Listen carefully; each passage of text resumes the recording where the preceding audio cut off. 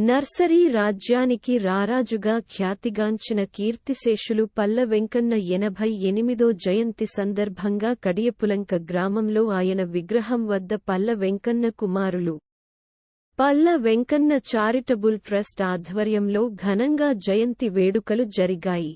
ఈ కార్యక్రమానికి తూర్పుగోదావరి జిల్లా విద్యాశాఖాధికారి కె. వాసుదేవరావు ముఖ్య అతిథిగా విచ్చేశారు. ఈ సందర్భంగా ఆయన మాట్లాడుతూ పల్ల వెంకన్న చారిటబుల్ ట్రస్ట్ వారు విద్యారంగానికి చేస్తున్న కృషిని కొనియాడారు.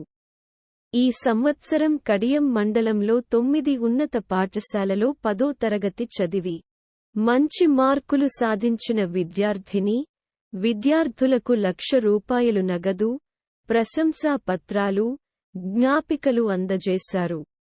మండలంలో మంచి పర్సంటేజ్ సాధించిన 4 ప్రధానోపాధ్యాయులను సత్కరించారు.